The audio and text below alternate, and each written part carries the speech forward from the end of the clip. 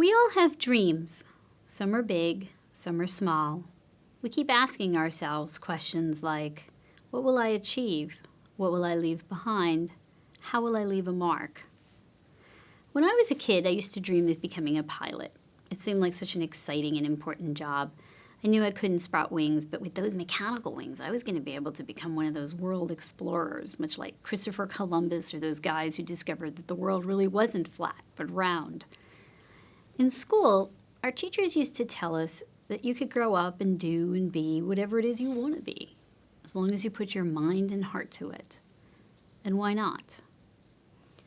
I woke up one morning, though, with this dawning realization that in order to be a pilot, I needed to do more than just put my mind and heart to it. I'd need to be able to put my eyes to it. And I wasn't going to be able to do that if I was going blind. Growing up, I began to develop this awareness of how so many of our hopes, dreams, and expectations struggle constantly against our limitations. And the big challenge that we all have in life is in trying to figure out how to overcome those challenges. Which ones can we overcome? Sometimes we succeed, and sometimes we don't. Whenever we're different in some way from other people, people try to pretend like we're just like everybody else. That or they write you off. Sometimes they create a special niche for you, a role that you're supposed to play. I remember when I first landed in Spain, I was so confused because everywhere I went, people would walk up to me on the street and start handing me money and expecting me to give them lottery tickets in return. When I went to Japan, everywhere I went, random people kept coming up to me on the street and taking my hands and putting them on their necks and backs and expecting me to start performing these magical massages. When I was in high school, my guidance counselor assumed he didn't have to show me the college manual because, after all, I, like most other blind people, would probably end up on Social Security and SSI. Then again, there were those people who assumed, well, she's blind. She clearly must have talent, so they handed me a clarinet. Then, when I proved to have absolutely no musical talent, they decided, well, maybe she could go to college, in which case the choice is obvious. She should just become a lawyer. Every step of the way, people kept deciding what I could and couldn't do. And as a result, it became imperative for me to be able to separate the true limitations from the perceived ones. Well, somehow, I ended up at the University of Pennsylvania for my undergrad at the Wharton School of Business. And there I was plagued with this all-consuming question. What are you going to be when you grow up? In particular, what could you be when you grew up? I started to take all these different classes, and I stumbled upon this course that would change my life. I was taking social psychology and consumer behavior and statistics at the same time while I was an undergrad in my sophomore year. And I thought to myself, human behavior, let's try to discover what affects people's behavior, why they do all the things that they do. This sounds kind of cool. Maybe this is something I could do. Now, no one ever said that a blind person couldn't become an experimentalist. Then again, there weren't too many blind experimentalists. In fact, there were no blind experimentalists running around. But the question became open. So I went to see a professor, John Sabini, here at the University of Pennsylvania, and I asked him whether he would consider hiring me as a research assistant. I was a sophomore at the time. And I remember asking him this question as to whether he'd hire me to do some experiments for him. And I remember there was this long pause. Nothing was said at that moment. I started to ramble at him and assume that he probably wasn't going to give me this opportunity. And suddenly he started to pound the desk and say, I have it. You're it. He decided that he had an interesting role for me to try. He was doing an experiment on embarrassment and giving people negative feedback and how embarrassed they got. So he suddenly had this idea, well, what if you received negative feedback from a blind person? Would you get just as embarrassed? Well, for the record, the experiment actually didn't work out. But what happened at that moment was suddenly at that moment, my career as a researcher began. And unbeknownst to me, it was at that moment that I started to become interested in studying the role choice plays in our lives. You see, choice is the big idea, the tool we wield whenever we come up against our limitations. We believe that if we play our cards right, then we can choose our way to happiness. But although choice is a wonderful thing in our life, it's not the answer to everything. True, for me, choice made a big difference in my life. The ability to choose a career as a researcher was what enabled me to establish myself as being more capable than others gave me credit for. But I think I was able to take advantage of choice in this domain of my life because I understood my limitations. People just kept reminding me of them. I didn't have the choices of the sighted, but in a way, that made making a decision a lot easier. And because I had to constantly push past naysayers and doorkeepers every step of the way, anytime I wanted to pursue a choice, it had to be something that I was willing to dedicate myself to. I couldn't afford to choose on a whim. Over time, I started to develop this language of limitations. It became second nature to me. And you might think that sounds rather self-defeating. Most of us would rather think in terms of positives or emphasize the possibilities. But I think what I've learned through my personal experience and through nearly 2 decades of research is that we get a lot more out of choice in our lives if we understand that we don't always know how to choose and that choice has its limitations. Let's take a basic assumption that we all have about choice, that we know what we want. We believe that we all know what we want, and as long as we get what we want, we'll be happy. And of course, if we have more choices, then we're more likely to get what we want and be even happier. But do we know what we want? And even if we knew what we want, are we more likely to find it and choose better if we had more rather than less? Well, let's take this assumption at its most basic level. You see these 2 women. Can you tell me who you think is prettier? I'm told they're both quite beautiful. Students in New York and in many Scandinavian countries were shown just these 2 pictures. They were asked, which one do you think is prettier? They were shown a whole set of different pairs of female pictures. And they indicated in each case which one they thought was prettier. Then they were shown the same pictures again and shown which one they thought was prettier and asked, why did you pick that one? In some cases, people clearly picked the brunette. Some cases, people picked the blonde. In either case, they were shown the one that they had picked and were asked, why did you pick the one you picked? In some cases, though, unbeknownst to the subject, it was switched on them. If they had chosen the brunette, they were shown the blonde. What did they do? Well, 87% of the time they didn't even notice. They simply said, well, I prefer blondes, even though they had actually chosen the brunette. So they didn't recognize their choices, even though supposedly their choices were in line with their preferences. It turns out that we don't always recognize our preferences, even though our choices are supposed to be in line with them. And this happens not just on simple things like who do we find more attractive, but it happens on the really important decisions in life. Most of us would agree that one of the most important decisions we make in our life is in figuring out what career path we're going to undertake. What job do I really want to start my career off with? What are we all told to do? Go walk along the beach and reflect and think about, what do you want? Who do you want to be? Does it help? An old graduate student, Rachel Wells, and I decided to find out, does it help people to ask themselves what is it that they want when looking for a job? We interviewed graduating seniors from 11 institutions across the nation, including the University of Pennsylvania. And we asked these graduating seniors what they were looking for in a job. We asked them in September, in December, and in May. May is about the time when most of them had already accepted their job offers.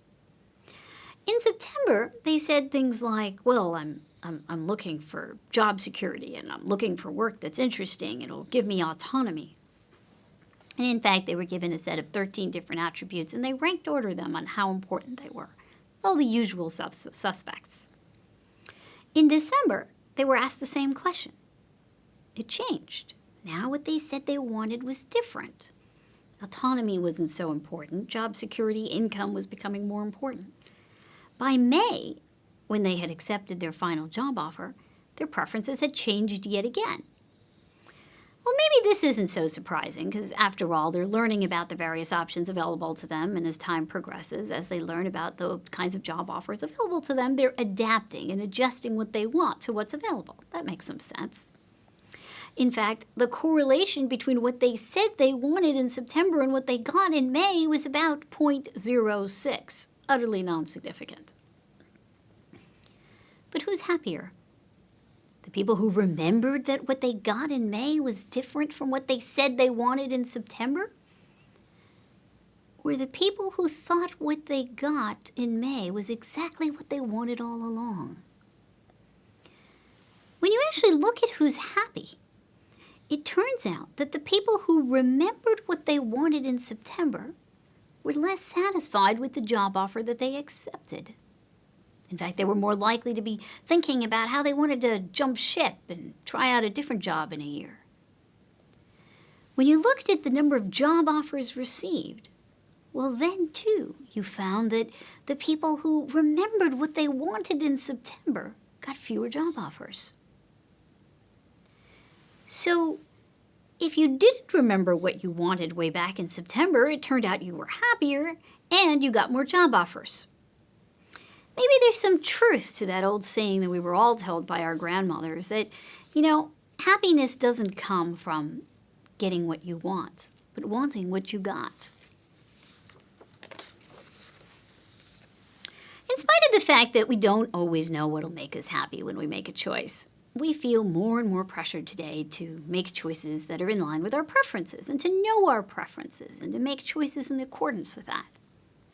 In his book, The Powers of Freedom, the sociologist Nicholas Rose writes, "Modern individuals are not merely free to choose, but obliged to be free, to understand and enact their lives in terms of choice.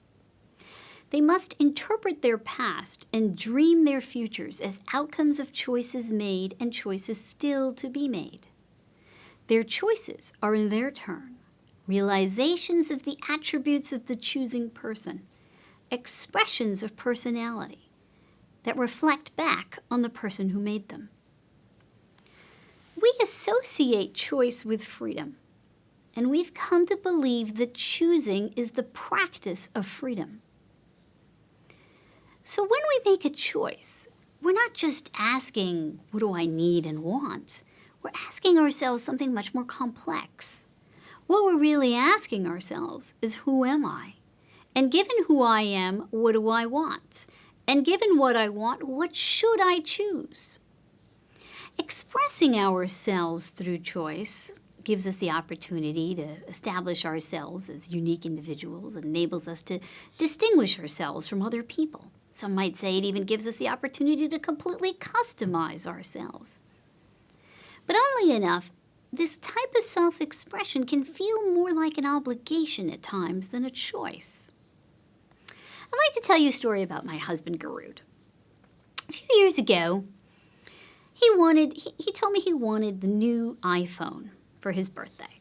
So I woke up at 3 a.m, ran down to the Apple store to get him this new iPhone that had just come out. He told me he wanted the black because it doesn't get as dirty and it looked sleeker than the white option available. I stood in line ready to get him his new iPhone. By 10 a.m, just as I'm putting in the order, he rushes into the store, all frazzled, runs up to the desk and switches the order. "I'm sorry, sir, can you switch that to the white?" "To the white," I say? "But you told me you wanted the black." I looked it up online. Everybody is picking the black. I can't have what everybody else is having. Haven't you seen what everybody else is carrying out the store? Of course, I hadn't. He knew what he wanted. He knew why he wanted what he wanted, and he knew that the reasons why he wanted what he wanted had nothing to do with the reasons why everybody else wanted what they wanted. But when he saw what everybody else was choosing, he decided to assert his individuality rather than choose the one he wanted. Now, we've all seen ourselves in similar situations. There's that time when we're in the restaurant with our colleagues or our friends, and the waiter comes over and asks the first person, what do they want? And they order the filet mignon with the burgundy sauce, which is exactly what you were thinking of. Then the next person's asked, and they order the same thing. Then the waiter comes to you. Now you're wondering, do I just tell everybody that I was planning to order that all along? Or do I also consider the other options that I was thinking about before I thought about the filet mignon and burgundy sauce? In fact, this dilemma of individuality, this desire not to be or look like a copycat, has been documented by lots of scientific studies. In one study, they actually looked at people's orders of beers in a microbrewery. They had people order their beers in one of two ways: the normal way, where everybody goes one by one, or a different way in which everybody puts in their order privately to the waiter. What happens? Well, when you order privately, everybody is more likely to order the same thing as everybody else. Doesn't happen when you all order the normal way. But also what's quite interesting, it's the people who order privately that are actually happier with their beer than the people who order sequentially. The only people that were happy when they ordered sequentially were the people who ordered first. Even when we know what we want, we don't always feel comfortable choosing what we want. We start to question ourselves. Is that really what I wanted? If those other people want what I want, well, I don't want to be like those other people, so maybe that isn't really what I want. So then I'm left with the question, so what do I want? And at that point, I return back to the problem of the obligation to choose, because choice is never a solitary activity. Though we think of choice as a means to individuate ourselves, we never choose alone. By this I mean that every act of choice is an act of communication. Like body language, it's generated by us, sometimes consciously, sometimes unconsciously. And each time we're sending a message to other people. Most of the time, the message I want to send to you is, look at me, I'm unique, but you can still relate to me. I'm an individual, not an outcast. So, what are our preferences for unique things anyway? A few years ago, I did a study with a colleague of mine, Daniel Ames, in which we looked at people's actual preferences for unique things. So we asked people to tell us how much they liked a whole bunch of things, like names you would give your child, ties, sunglasses, shoes. How much do you like these things? How unique or common you think these things are? And how much do you think other people would actually like these things? To give you an idea, names went from the common names like Mike to Addison, which is more unique, to the really more unusual names like Nehemiah. Ties went from the standard black or red to the slightly unique paisleys or stripes, or the really wild ones with neon orange leopard prints or shiny disco balls. Everyone thought that they were more unique than everyone else. Everyone thought that they liked more unique things than everyone else. In fact, they all liked the same things. Everybody liked things that were not too boring, not too bizarre, just right with something that was slightly unique. One participant put it quite well. When you're wearing a suit, the tie's the one thing that can show off your taste and personality. But some of these ties just have way too much personality and not enough taste. It's just not right to wear an avant-garde tie. We aspire to be unique, but we still want our choices to be understood. There's a fine line between having a flair for dramatic neckwear or being called a social don't. And in the end, we'd rather play it safe. Most of us would like to stand apart from the majority, but not in a way that makes us a member of a glaring and lonely minority. Which so much to think about. Who am I? And given who I am, what do I want? And given what I want, what do I choose? And if I choose that, what message am I really sending to other people? Is it any wonder that we tend to be confused and overwhelmed? At times we might just turn what ought to be a simple choice into an ordeal. And then we find ourselves scratching our head and asking ourselves, why did I choose that? That isn't what I really wanted, was it? Why did I choose this thing that I'm really not happy with? This problem we have with choice has become even more acute as the obligation to choose has become even greater and as the number of choices have proliferated in our society. Think about it. Today, we make choices that were unimaginable before. We can choose our careers, our spouses, where we want to live, where we want to travel, how we want to schedule our entertainment, which one of 100 different kinds of jams we want to spread across our toast. More than that, different flavors and brands of soda we want to have with our meals. The typical grocery store in 1949 offered us 3,700 products.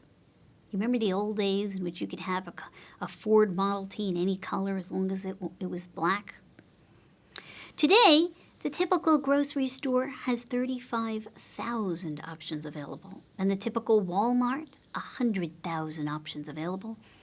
And online, you have 27 million books available to you on Amazon.com and 15 million date possibilities available to you on Match.com.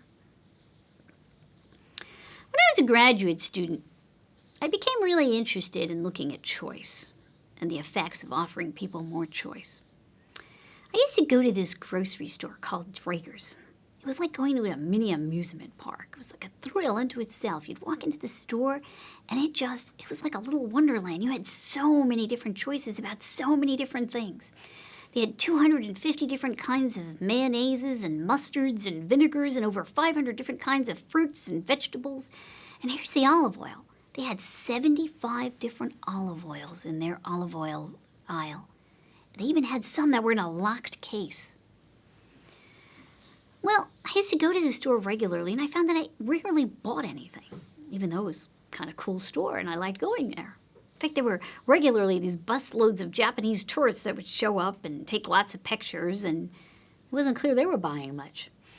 So I went up to the manager one day, and I said, well, so is this model of offering people lots and lots of choice, is it working? The manager said, well, of course, haven't you seen all the customers we have through the store? Well, we decided to do a little experiment. We decided to do an experiment with jam. So here's their jam aisle. They had 348 different kinds of jam. We set up a tasting booth in which we either put out 6 different flavors of jam, and this was near the entrance to the store, or we put out 24 different flavors of jam. And we kept rotating these displays. And we looked at 2 things. In which case are people more likely to stop and sample a jar of jam? And second, when the people stop, who's more likely to buy a jar of jam? Everybody was given a coupon, giving them an opportunity to get $1 off if they bought a jar of jam. So what happened? Well, it turns out that people were more likely to stop when there were 24 jams on display. 60% of the customers stopped when there were 24 jams. But when there were 6 jams on display, only 40% of the customers stopped. Well, when you looked at their actual purchasing behavior, you saw the complete opposite. Of the people who stopped when there were 24 jams, only 3% of them actually bought a jar of jam. Of the people who stopped when there were 6 jars of jam on display, though, 30% of them actually bought a jar of jam. If you do the math, people were actually 6 times more likely to buy a jar of jam if there were 6 on display than if there were 24. Why? They were more attracted to the larger display, but when it came down to buying, they were more likely to buy when there were fewer jams on display. Why? So we decided to look at the data we collected in the jam aisle itself. We had this research assistant that was dressed as a store employee, pretending to take inventory. So that person was standing there and taking notes on all the customer conversations that took place in that jam aisle. And we observed 2 kinds of customers. One set of customers, when they were in the jam aisle, it was really quick. That lemon curd was great, wasn't it? He sure was. In and out in less than 10 seconds. The other set of customers had a long conversation. Boy, that lemon curd was great, wasn't it? Yeah, but so is the Victoria Plum. Hey, and we didn't even try this Little Scarlet. That looks kind of interesting, too. Sometimes that conversation would go on for 10 minutes or more, at which point somebody would usually wake up and say, hey, look, let's check out the rest of the stuff in the store. We'll come back to jam. We always knew that our eyes were too big for our stomachs. But is it possible that our eyes are actually too big for our minds, too? In addition to having to think about who I am and what do I want, we also have to do the math of comparing and contrasting all the options that confront us. Can we do it? Can our minds really handle that much choice? You don't have to look very far to find out that we really do have some cognitive limitations that would affect our ability to keep track of an infinite array of options. Way back in 1956, the seminal psychologist George Miller did the famous paper called The Magical Number 7 plus or minus 2, in which he illustrates compellingly and documents the fact that beyond 7 plus or minus 2 things, no matter what they are, things you look at, things you taste, things you smell, things you feel, numbers, words, no matter what it is, beyond 7 plus or minus 2, you just can't keep track of it. The information just starts crumbling away. Well, in today's world, we have to choose from a lot more than 7 plus or minus 2. And what do? Most of the time, we simply decide to put it off, or choose a familiar option, or find some other strategy to just get ourselves out of the situation. Well, that's okay when you're only talking about jam. It's really not imperative that you pick a jar of jam or even pick the best jar of jam. But what if it was something really important, something that really affects your life in a meaningful, substantive way? In 2001, I received a call from Steve Otkis, the director of the Vanguard Research Center. He was puzzled by a phenomenon that they were beginning to observe in people's 401k plans. He was observing that people weren't participating in their 401k plans as much as they should, even though they were actually offering people more and more options. So he asked me to look at the data and answer the question of whether more choices that they were offering the 401k plans was actually helping participation rates or not. Now, if you think about the 401k decision, in many ways you can think of it as a no-brainer, really. I mean, you take part of your income every month and put it away tax-free, and your employer matches you dollar for the amount that you put away, so it's literally free money in the bank. If you choose not to participate, it's literally like throwing free money into the garbage can, and who among us wants to do that? So it makes total sense to participate in your 401k plan. In fact, even if you have no idea where to put your money, if you just randomly toss the die, you're still better off than if you choose not to participate. When he gave me the data for over 650 plans, nearly a million people, we had lots of data on the individual demographics of the people. We had data about the size of the firm and industry of the firm. And when we looked, we found that indeed there was a correlation between the number of funds that a plan offered and people's actual participation rates. As the number of options increased, participation rates dropped. If you look at their participation rates, if they have less than 10 funds, participation rates are around 75%, which are still not as high as you'd like it to be. Once the number of options grew to over 50, participation rates dropped to 60%. Think about the ramifications of that, particularly in light of the fact that today, Fidelity actually offers you 4,500 options. The deleterious effects of offering people more and more choice haven't just been observed with jams and retirement savings plans, but have been observed across a variety of different choosing domains, ranging from things like choosing a chocolate to going on a date to healthcare decisions. When your head is spinning with so much choice, is there anything you can do to help yourself out? When you live in a world with so much choice, is there anything you can do to help yourself from becoming overwhelmed from the demands of expression and the math of comparing and contrasting all these options. We've been doing some studies in which we find that indeed we can teach ourselves to do better when we choose. We can ease ourselves in and practice, practice, and practice. And if we do this, we can get more out of choice in our lives. Most of us would agree that we wouldn't feel comfortable throwing our children into a calculus class if they hadn't first mastered algebra. And yet we regularly throw ourselves into a choosing exercise without any preparation. We're seduced by the possibilities and convince ourselves that once I'm in the moment, that right choice, that perfect expression of who I am and what I want will just scream out at me. I'll know it when I see it. That's what we tell ourselves. Of course, that rarely happens. But we can get more out of choice if we take a more methodical approach to the way we choose. To give you an idea of what I'm talking about, we recently did a study with a German car manufacturer. This German car manufacturer, this was done in Europe, happens to allow its customers to completely custom make their car. So it's a bit different than the way it is in the U.S.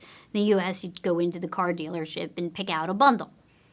Well, in Europe, you get to completely custom make your car. So that means you're making around 60 different decisions. And per decision, you have a variable number of options. So, for example, for engines, you could have 4 different engines to choose from. But for exterior car color, you have 56 different exterior car colors. We convinced this car manufacturing company to vary the way in which the decisions appeared, were presented to the customer. So once a customer had decided to choose a car, like, let's say, an Audi A4, they went onto the computer screen and now had to answer all these 60 different questions about what they wanted to comprise their new Audi A4. Half of them were randomly assigned to having their decisions appear from deep to shallow, meaning we start from 56 car colors down to 28 different interior car colors, all the way down to 4 engines and 4 tire rims, etc. So they're going from high choice decisions to low choice decisions. In the other half of the cases, they went from shallow, 4 engines, to deep, 56 different exterior car colors. We now looked at 2 things. First, in which case are people getting more tired of choosing? How do we measure that? We looked at their likelihood of choosing the default. So per decision, if you don't want to make a choice, you just go beep, and you get the default choice. So you get the default car color, silver gray. What happens? Well, if you see here, if you go from deep to shallow, in the beginning people seem to be engaged. They're really thinking about what choice they should make. They quickly get tired, and now they start just hitting the default button across the board. They're disengaged. When they went from shallow to deep, though, initially they start off a little slow, but then you see practically no default rate. They're completely engaged. They're not even defaulting when they get to the 56 car colors. Who's happier? Who reports being more satisfied with their car in the end? Again, the shallow to deep end up reporting being more satisfied with the car that they have selected. We can handle more choice if we ease ourselves into it, if we go from shallow to deep. We can handle it much more easily. Why? Because as we start off in the shallows, we learn some of the very techniques that the experts do when they're making a choice. We learn how to choose. We learn how to dump out the irrelevant options. And gradually, as we're more and more engaged with this choosing exercise and we're building the car, we start to envision this product as a whole, and we get more into it. We found the same effect not just with customizing your car, but pretty much any kind of customization project, whether it be a sandwich or a suit. You know, it's often tempting to go to the store that offers you a lot of choice. After all, it seems like one-stop shopping, and you're more likely to find that perfect thing for you. But often that's a good recipe to get yourself completely confused.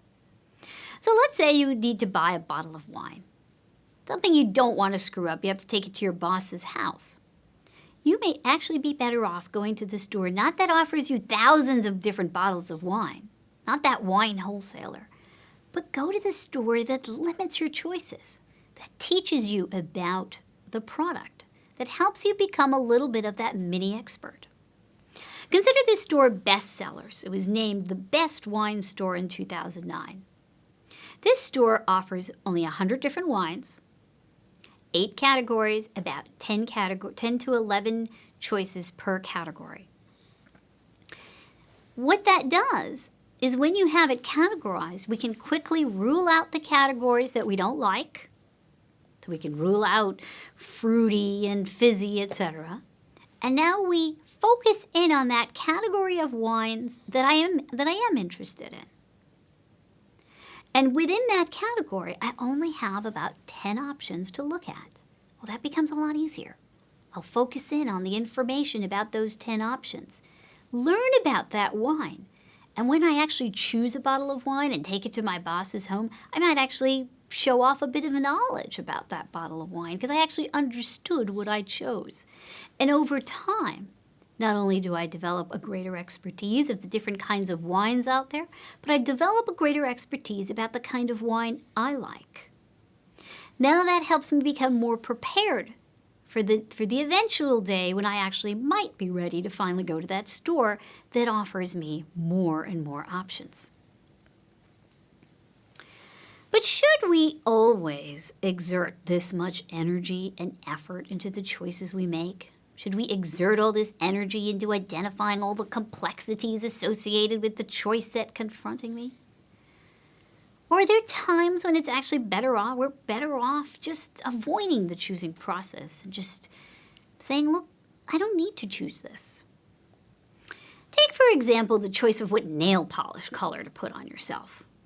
You know, we think nail polish is pretty important because it has to do with our appearance, and by extension, that means that it says something about our identity.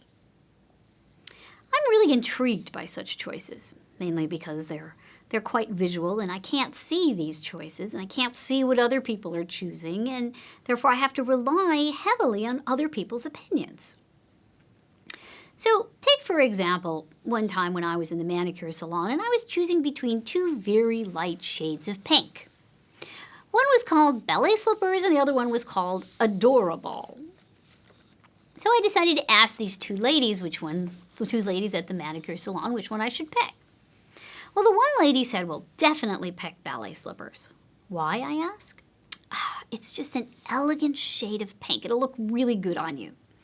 I asked the other lady. She says, no, you should pick Adorable. It's a really glamorous shade of pink. I think that'll look better. I don't understand. What's the difference between these 2 colors? Just trust us. You would know the difference if you could see it. Well, maybe. Me being the annoying academic that I am, I decided to test this out. I decided to bring these 2 bottles of nail polish into the laboratory. I stripped the labels off, and now I asked a whole bunch of undergraduate women at Columbia University, and I asked them, which one would you pick? Well, 50% of the women couldn't tell them apart, and they assumed that I was playing a trick on them. They swore up and down there was actually the same color in 2 bottles. Now I wondered who the trick was really on. Of the other 50%, more of the women chose Adorable than Ballet Slippers. Then I decided to put the labels back on. When I put the labels back on, well, now it turns out more of the women chose Ballet Slippers. So what are they really choosing? Are they choosing on the basis of the color or the name? These days, when I go to the beauty salon and have to get nail polish on my nails, I just flip a coin. The difference between pink and red is a meaningful one because a choice actually is one that says something about what I like and what I want. The difference between Ballet Slippers and Adorable, though, barely exists, and yet we feel compelled to deliberate over the choice. Ever-increasing choice means that we begin to assign importance to what might amount to trivial differences. And we focus so much on these details, perhaps forgetting about whether this really is part of our larger goals. Perhaps we forget about the larger picture. Is this how we really want to spend our limited resources when it comes down to our time and our energy and our cognitive resources? I'm not here to dictate to you what and when you should choose, but I would like to encourage you to be more choosy about choosing. There's nothing wrong with saying, I'd like to have less choice, please. I'll have what you're having. I choose not to choose. Sometimes these are the best things we can do for ourselves, and they don't diminish our freedom or our individuality. Each of us ought to ask ourselves which choices are really worth making, and which ones are simply distracting me from my larger goals. We need to rethink the assumption that every opportunity to choose is an opportunity to inch closer to my dreams, to improve my lot. Choice is not just the exercise of picking X over Y, but it's a responsibility to separate the meaningful and the uplifting from the trivial and the disheartening. Don't get me wrong. Choice is absolutely the most powerful tool we have in our lives. It's the only tool we have that enables us to go from who we are today to whom we want to be tomorrow. But it does not fulfill all our needs. It does not solve all our problems. Sometimes it's not enough. Sometimes it's too much. In the recent Oscar-winning movie, Hurt Locker, it portrayed a character, Sergeant William James, as a man who made a lot of choices. A lot of choices under very little time. And he made all these decisions under considerable amount of stress with considerable amount of aplomb. At any moment, if he made the wrong choice, he might have died, his comrades might have died, as he was trying to decide how to best disable a whole bunch of explosives. When he returns home after his duty in Iraq, he's shown spending some time with his family. And at one point, his girlfriend asks him to go pick out a box of cereal in the grocery store. He's seen here's the grocery store, here's the cereal aisle in the grocery store. He's seen here looking at the cereals, first being amused, then being confused, then being annoyed. At the end of the movie, he decides to go back to Iraq. It's as if he's saying he wants to restore meaning to his choices and by extension to his life. I think we've come to believe that every choice is important and that we must make all our own choices because this gives us an illusion of control. But all of us must contend with the limits that we naturally come up against over the course of our lives. And all of us must be prepared to let go of those choices that do not serve us well. I did not choose blindness. Because I was blind, there were many choices that were taken off the table, among them being a pilot. But this bodily condition that I did not choose enabled me to take advantage of the choices that I could make. It reminds me every day to focus on the choices that matter. Balancing our hopes, desires, and an appreciation for the possibilities with a clear-eyed assessment of the limitations. That is the art of choosing.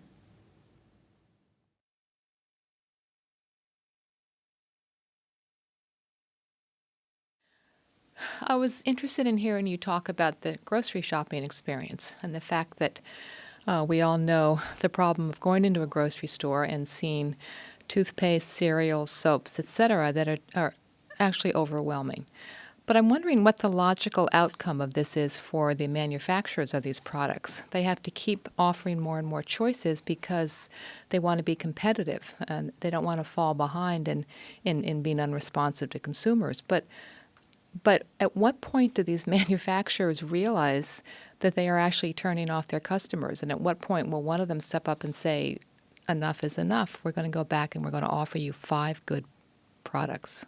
I mean, is this a reality, or is this not possible in the business world? That's a great question. So here's the pickle, right? It's become expected now on the part of customers that we go into a store that offers us a lot of choice. And we think that a store that doesn't offer us a lot of choice is somehow less valuable, right? So like even though, for example, Baskin-Robbins, its best slogan ever that really put Baskin-Robbins on the map, it's still the #1 ice cream retailer in the world, is the 31 flavors. But did you know that even for Baskin-Robbins, 50% of their sales are accounted for by plain vanilla, chocolate, and strawberry? And yet I imagine most of us wouldn't walk into an ice cream parlor that only offered us vanilla, chocolate, or strawberry, even if that's exactly what we were planning on ordering.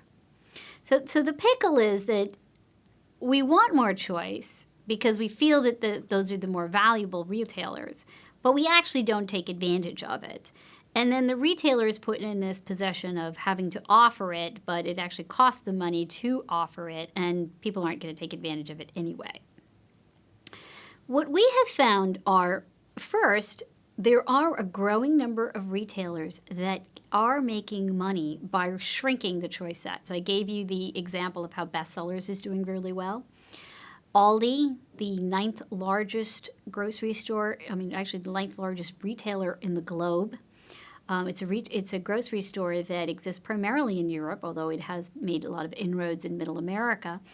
Only offers its customers 1,400 products. Per category, it may only offer you one kind of tomato sauce, one kind of canned corn.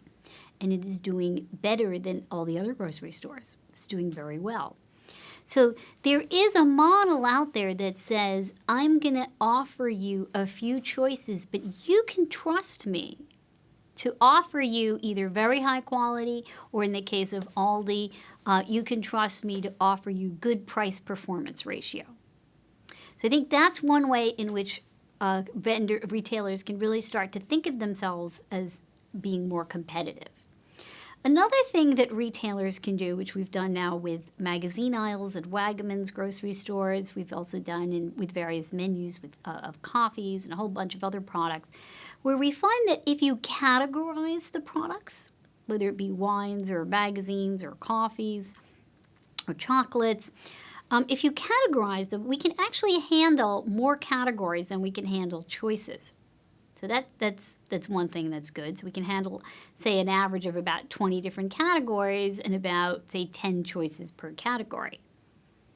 But here's another fascinating thing about categories. If I categorize the choice set more, I can offer you less choice. Because when I categorize the choices, you, the customer, perceives me as offering you more choice, more variety. And this isn't a trick. The reason why it's not a trick is because you, the customer, actually understand better what I'm offering you when I actually categorize. It's a simple thing that a lot of retailers can do, but they don't. So, for example, I can have one retailer that offers you 334 different kinds of magazines versus 661 magazines. And customers will believe that the magazine the magazine aisle that offers them 334 is actually offering them more than the one that was offering them 661, just as a function of how those magazines were categorized, in how many categories, how understood and understandable were those categories for them. Hi, Sheena. I'm wondering what the implications of this might be for the internet. A lot of sites that I go to are very busy, visually busy, and if you're looking for a product, it's hard to find it. And because they can offer an unlimited number of products, they often do. Do you think that the internet retailers are handling it well, or would you have some advice you could offer them? So, on the internet, you have a lot of websites that need to spend more time categorizing, because one of the biggest complaints you hear customers making is they can't figure out what they're offering, they can't find anything, and in fact, if anything, you do see that it's those websites that categorize it well and make it easy on the customers tend to do better. The other thing that many online vendors are struggling with is, how do you help the customer by giving them recommendations? They've had mixed success with recommendations. So clearly, Zagat's ratings does very well. New York Times book reviews does very well. Consumer Reports does very well. But Netflix finding out what other people that are supposedly like you choose, or Amazon what other people supposedly like you chose, it's mixed success. A lot of people don't trust it. And I think what's key to making the recommendations work is customers have to believe that it's coming from a trustworthy source and that it's not random. To what extent does culture determine the choices people make? Does your research shed any light on that?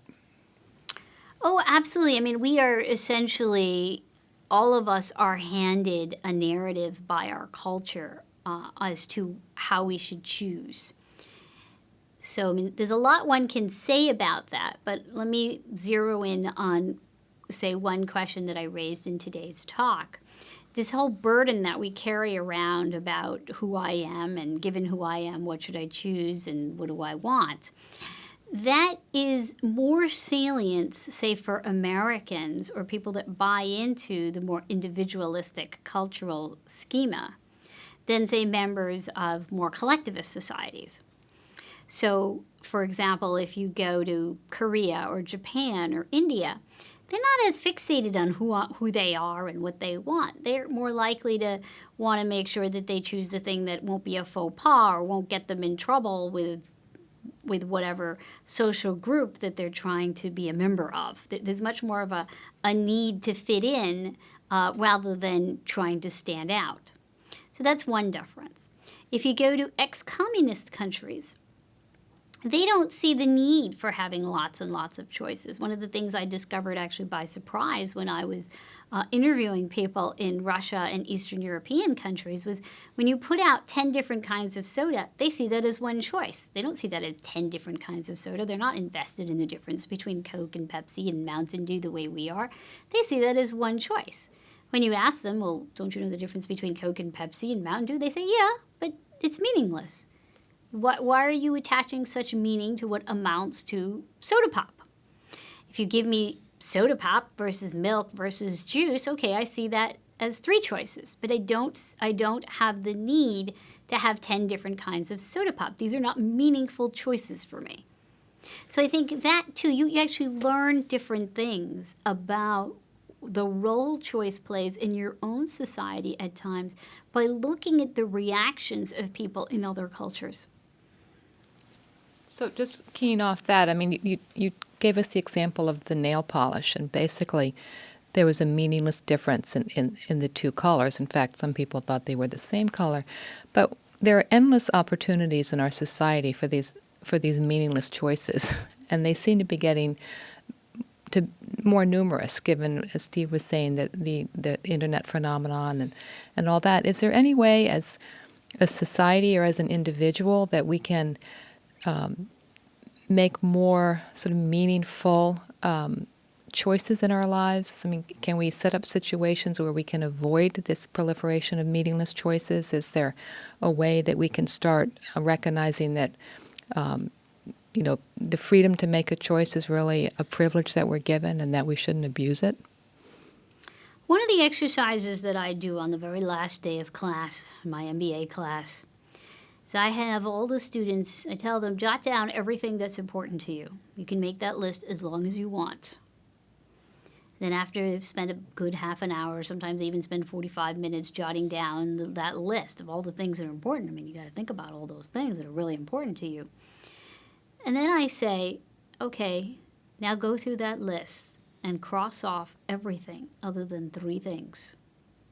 And those 3 things have to be the things that you cannot, under any circumstances, live without.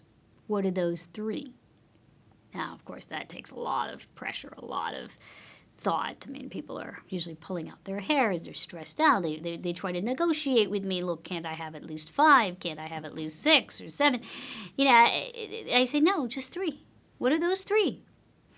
And for those 3, I tell them, you must maximize. That's when you use that methodical approach that I described to you earlier. But for everything else, find some quick way to satisfy. So on those everything else, You're protecting yourself from a disaster, but you're not trying to maximize. You find simple solutions. I'll have what everybody else is having. I'll just choose from a few and make a quick decision. I'll have an expert choose instead, rather than having me choose. When you talk about 45,000 products in a supermarket, it sounds almost like a mania has taken hold of us. We all want things simplified, but yet we keep being offered more, and and consumers seem to respond to that. It makes me wonder, is there a business, or are there businesses out there? You mentioned one with this supermarket having limited choices, but are there other ways, other businesses or services that could be offered that would just take this burden of choice, this weight off of people's shoulders? In other words, giving them a couple more choices so that they can help narrow down their choices? Yeah, well, we saw what happened with the stock market. You then had mutual funds come into being, and now there's more mutual funds than there are stocks. Isn't it like some 8,000 different mutual funds, which are basically combinations of choices? I think you are beginning, particularly with the downturn of the economy, you are beginning to see retailers think more strategically about how to reduce their choice set, because it actually costs them money to stock this much. So you are beginning to see, for example, in New York, you have two Bloomingdale's, the main flagship store, but then you have the smaller one, which really shrinks the choice set. They're trying to dedicate the space to just a few options per. And in fact, many customers will only go to that one. They won't go to the other one because they find the other one more overwhelming. You are seeing the rise of personal shoppers, particularly amongst the upper middle class. You are seeing boutiques, on average, shrinking their choice sets rather than expanding them. So you are seeing the rise of fancy restaurants that actually offer smaller menus rather than larger menus. And I think you're going to continue to see that. What advice would you give people so that they can make better choices? You mean aside from the one I just mentioned earlier about figure out what's really important to you and which of the things you're going to satisfy on? Yeah. Well, let's say it is something really important to you. It's one of that top three. And that top three is, I really want to make sure that I make the right choice of which job offer I'm going to accept. One of the big questions that we all, contemplate is, am I supposed to go with my gut, or am I supposed to go with reason? And let me sort of walk you through what happens when you go with your gut versus your reason.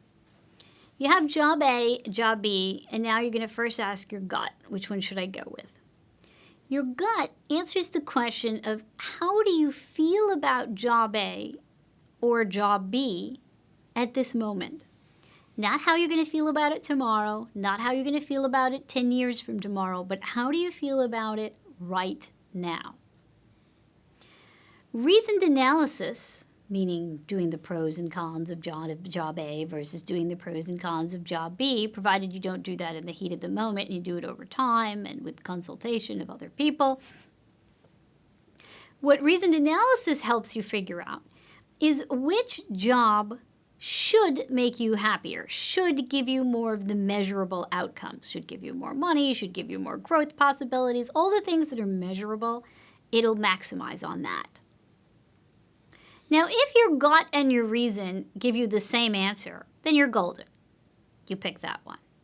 Often what happens is that they're in conflict. Your gut tells you to go with job A, and your reasoned analysis tells you to go with job B. And now what do? Is we tell people, go walk along the beach and try to reconcile this conflict, and eventually it'll come to you. The reality is, it can't. Because you don't have it in you to reconcile those, because your gut can never answer the question of how you will feel about it tomorrow. And your reasoned analysis can only tell you how you should feel about it tomorrow, not how you will feel about it tomorrow. And in that case, you need a third vital piece of information before you actually can make the choice. And that's to look outside you rather than to look inside. To look at the people that chose job A and chose job B. And now do a reasoned analysis. Then you do a reasoned analysis to see why they're happier in A or B, wherever they happen to be happier. You use your gut to tell you which one you feel are happier. You use your reasoned analysis to tell you, to analyze why they're feeling happier in whichever place. And then you take that information to help reconcile your conflict about whether you should choose job A or job B, because wherever other people are happy, chances are you will be too. We're not that different.